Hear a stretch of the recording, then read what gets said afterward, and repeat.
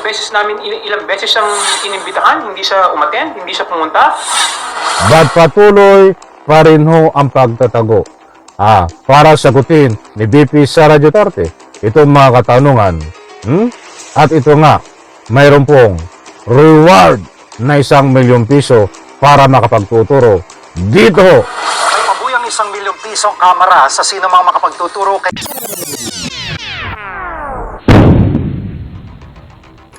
Alright, welcome back to my YouTube channel. I'm Andy's Vlog. Ito ang matinding pagsisinungaling. Pagkuha ng pera ng taong bayan. Kasangkot ni VP Sara Duterte sa pagkuha ng pera na limpak-limpak ng taong bayan. Ito ay isang pagnanakaw na din, uy. Ito ang kasangkot ni VP Sara. Ay ginalugad na ho. Itong si Mary Grace Piatos na mayroon pong pabuya, reward na 1,000,000 piso na tumataginting kung sino ang makapagtuturo ho dito sa kinaroroonan ni Mary Grace Piatos na kasangkot, kasabwat ni VP Sara dito sa pagkuha ng pera ng taong bayan na milyones na confidential fund. Nako, kung gusto nyo ho magkaroon ng tumataginting ng 1,000,000 piso, ituro nyo lang ho ang kinaroroonan ni Mary Grace Piatos ay magiging extra, instant, extra. Samahan natin ang extra na milyonaryo po kayo. Naku, ay matindi ho ito. Matinding pagnanakaw, matinding panluloko. Hindi lang o taong bayan ang niloloko nitong ni VP Sara Duterte. Hindi lang o Republika ng Pilipinas ang niloloko nitong si VP Sara Duterte. Bagkus ang kanyang mismo, ang sarili, ay biktima ng kanyang panluloko. Mga kaibigan, mantakin nyo ho ang kalokohan nito na si VP Sara Duterte. At kasangkot itong si Mary Grace Piatos. Hindi lang o isang resibo. I-analyze po natin. 150 something, approximately 100 na resibo ho ang sinabnit nitong si Sara Duterte na lahat o ay piki. Doon sa isa o dalawa, tatlo, pwede hong nagkamali lang. Ay approximately 100 resibo ito. Kahit sino mag-isip, mag-analisa ho dito, ito ay pawang mga sinadya ho. Ay sila ay nagpapalusot, nagkamali lang ho. Abay, niluloko mo sa VP Sara ang sarili mo. Huwag mo kaming gagawin taong bayan. Karapatan, nino man ho, taong bayan. Na alamin at ipaliwanag mo kung saan mo dinala ang milyon-milyon pera na taong bayan. Na ginamit mo ang salitang confidential fund. Dahil yan ho ay galing sa buwis ng taong bayan, maging mahirap ay biktima mo ng pagnanakaw na galing sa buwis. Dahil ang katulad kong mahirap, bumili man ako, magasolina ako, bumili ng pangaraw-araw, hindi lahat, yung iba ay may pataw ho na tax na itinatawag na buwis ng bayan. Bumili ka ho, kumain ka sa mga ika nga po ikainan, may pataw ho na buwis na yun ay iniipon-ipon ng pamahalaan. At pag naipon ho ay kinukuha ho ni Sara Duterte, isa sa mga nakakuha. Ito si Sara Duterte. Ba't hindi ho maipaliwanag kung saan ginastos? Walang problema. Responsibilidad ng taong bayan. Ako, kahit mahirap, responsibilidad ko ho na magbayad ng buwis. Ba't ang gusto naming ipunto, dapat gamitin nyo sa tama. Hindi ang ibubulsa nyo. Isang maliwanag ho na ito'y pambubulsa. Hindi nga niya maipaliwanag Ngayon, nagpapalusot sila. mga kaibigan. Oh, eto mga kaibigan, 1,000,000 piso ang reward. Samahan niyo po akong panoorin, pakinggan. Eto, shout out po sa lahat. May pabuyang 1,000,000 pisong kamera sa sino mang makapagtuturo kay Mary Grace Piatos. Yan ang nakapirma sa isa sa mga acknowledgement receipt na nagsasabi nakatanggap daw ng confidential funds ni VP Sara. Nagbabalik si Marian Enriquez. Kita niyo, Mary Grace Piatos, tandaan niyo. Kaya lang walang mukha. Ito ba ay robot? Ito ba ay tao? Ha? Ito.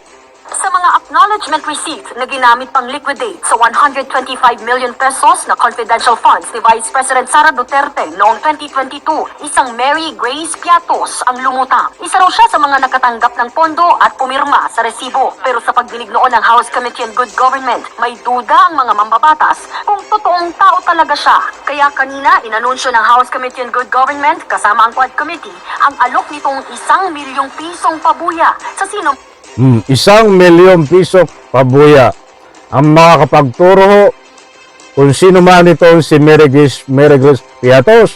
Ay turo niyo na ho. Kaya lang, mahirapan kayong magturo ho. Hindi naman tao ito eh. Ha? Ito pa. ang may impormasyon tungkol kay Mary Grace Piatos. Kasi hindi kami naniniwala na totoong may Mary Grace Piatos. So, sinasabi nila, totoo. So, kung sino yung mga nakakatulong sa amin para mahanap si Mary Grace Piatos, handa pong magbigay ng pabuya, no? Yung mga congressman. Bukod sa resibong pirmado raw ni Piatos, nasita rin sa naunang pagdinig ng Kamara ang mahigit 100 pang resibong isinumite ng OVP sa Commission on Audit na mali-mali ang petsa o walang pirma. Sabi noon ng OVP, typo o nagkamali lang sila sa Nagkamali lang daw sa susulat. Nako, isipin mo, mahigit 100 resibo, magkakamali ka? Given na yan kung mga 1, 2, 3, o sabihin natin 5. Ay, maliwanag po ito mga kaibigan, na isang nagpapalusot, kala ay makakalusot, kala siguro hindi re-reviewin, kala siguro ay, kasi nakasanayan nun ito sa Davao. Ito si VP Sara Duterte, nakasanayan sa Davao, na hindi ho tinatanong, nakasanayan sa Davao na kumuha ng anumang pera na hindi po natatanong. Kaya nagagalit dito pag tinatanong. Akala siguro hindi siya tatanungin. Ito pa, ang lahat ay may hangganan. Kung hindi ka nabubuko noon, kung hindi ka, ika nga po'y natatanong noon, hindi iisang araw. Lalabas at lalabas ang baho, katulad ng lumabas na baho nitong si Sara Duterte. sulat sa resibo, pero hindi ito bumenta sa mga kongresista. So, we want to set an example, no? We want to know the truth. Kasi it follows Pag wala si Mary Grace Piatos, sigurado, halos lahat na ng tao na naandun is fictitious na.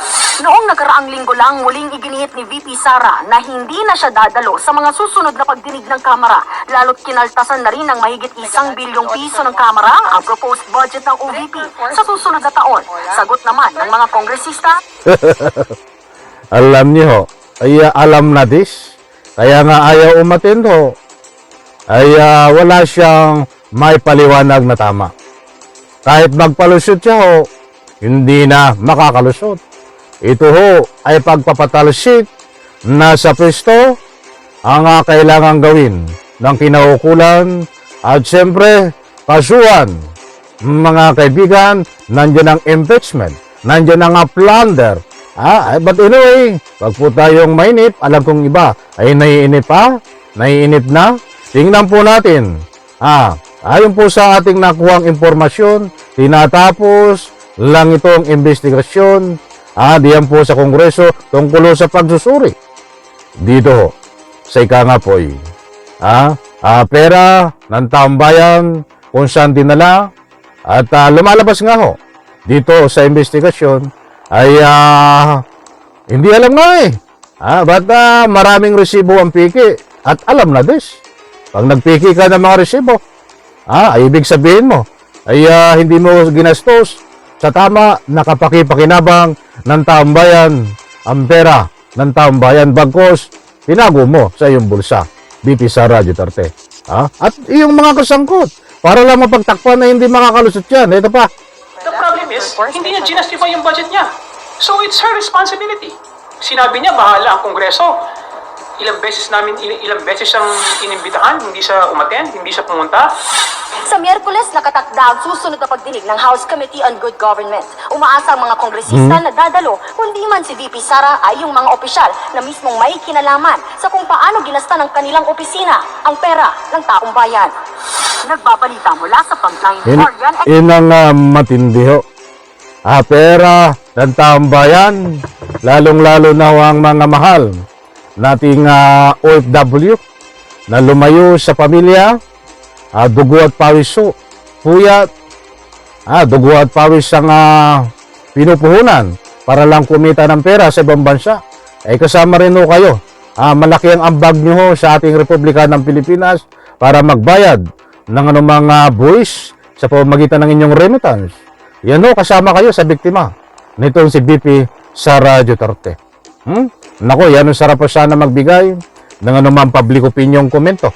Inubos na naman ng ating oras. Ang maliwanag po dito ay ito nga nagtatago, ginagumagamit ho ng anong peke na pangalang Mary Grace Piatos. Ayon po sa lumalabas na investigasyon, ito ay isang peke. But anyway, para mapatunayan din, ay meron pong reward na 1 milyong piso na makapagtuturo dito sa kasangkot ni BP Sara Duterte sa pagkuha ng pera ng taong bayan, Mary Grace Piatos. Mga kaibigan, hanggang ngayon po ay nagtatago pa din sa maraming katanungan itong si BP Sara Duterte para maliwanagan kung ano ang tunay na kung saan niya dinala ang pera ng taong bayan, ba't patuloy pa rin ho ang pagtatago. Para sagutin ni BP Sara Duterte itong mga katanungan.